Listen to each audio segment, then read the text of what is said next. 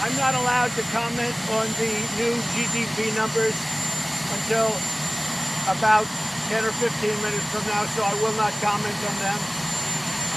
The country, though, is doing very well in every respect. I mean, we're just doing well. We're knocking it out of the park, as they say, and we're very happy about that. We did not pay money for our great Otto. There was no money paid. There was a fake news report that money was paid. I haven't paid money for any hostage, and I've gotten approximately, I think it's 20 or 21 out. We don't pay money for hostages. The Otto case was a very unusual case, but I just want to let you know no money was paid for Otto. Mr. President, what did you tell Don McGahn about Mueller? I never told Don McGahn to fire Mueller. If I wanted to fire Mueller, I would have done it myself. It's very simple. I had the right to. And frankly, whether I did or he did, we had the absolute right to fire Mueller. In the meantime, I didn't do it. I'm a student of history. I see what you get when you fire people, and it's not good. But there would have been nothing wrong with firing him. Legally, I had absolute right to fire, but I never told Don McGahn to fire Mueller. And by the way, and Mueller finished out his report, no collusion and no obstruction. Mr. President, how do you beat Joe Biden? I think we beat him easily. Speak, up. You gotta tell him. What do you tell parents about getting their kids vaccinated? Diesel, on the diesel. Oh. Diesel. Tell parents about vaccinating. They have to get the shot. The vaccinations are so important. This is really going around now. They have to get their shots. Mr. President, how old is too old to be president? Well, I think that I just feel like a young man. I'm so young. I can't believe it. I'm the youngest person. I am a young, vibrant man. I look at Joe. I don't know about him. I don't know. Too old. I would never say anyone's too old, but I know they're all making me look very young, both in terms of age and I think in terms of energy. I think you people know that better than anybody. Yeah. Mr. President, do you still think there were very fine people on both sides of the show? Oh, I've answered that question, and if you look at what I said, you will see that that question was answered perfectly. And I was talking about people that went because they felt very strongly about the monument to Robert E. Lee, a great general, whether you like it or not. He was one of the great generals. I've spoken to many generals here, right at the White House, and many people thought of the generals. They think that he was maybe their favorite general. People were there protesting the taking down of the monument of Robert E. Lee. Everybody knows that.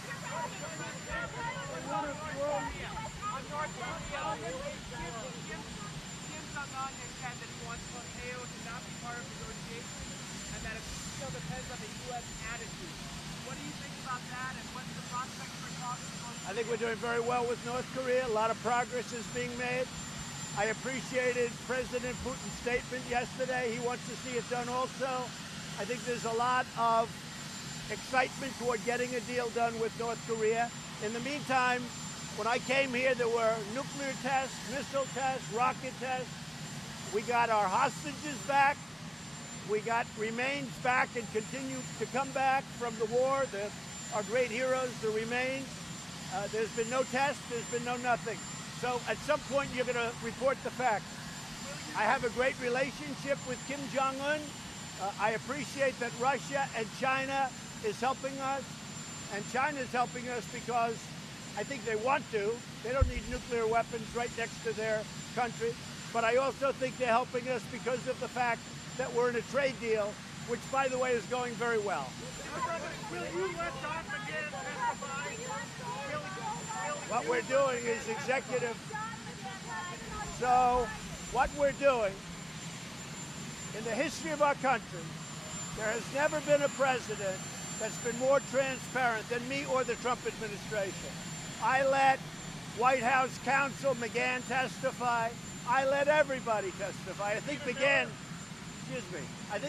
was in there for 30 hours. Who ever heard of such a thing? But I said I want everybody to testify.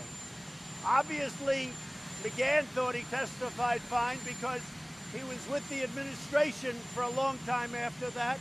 And I think he said he was just joining up with respect to the appointment of judges by the administration. But I let everybody testify. There's never, ever been transparency like this. So just so you understand. So we got a great, we get the ruling, which I knew we were going to get because I have nothing to do with Russia and the campaign. So we get a ruling, no collusion. We essentially get a ruling, no obstruction, based on the facts. Our great Attorney General made an immediate decision. There was no obstruction. So we have no collusion, no obstruction.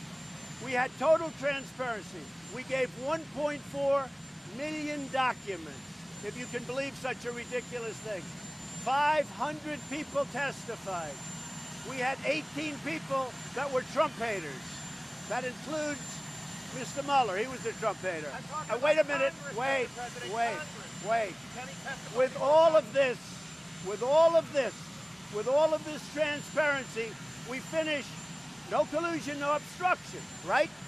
Then I get out the first day, they're saying, let's do it again. And I said, that's enough. We have to run a country. We have a very great country to run. And frankly, when I go through it with the House and the Senate, and we have no collusion, no obstruction, then we have to go through it. This is a pure political witch hunt.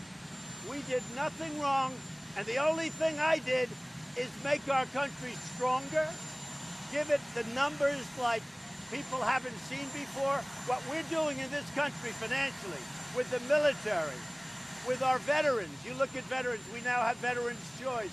Nobody's ever done what I've done in their first 2 years. So if I'm guilty of anything, it's that I've been a great president, and the Democrats don't like it, which is a shame. I'm going to Indianapolis. We're going to the NRA, and we look forward to it. How do you think, guys? How do you do it? I would say easily.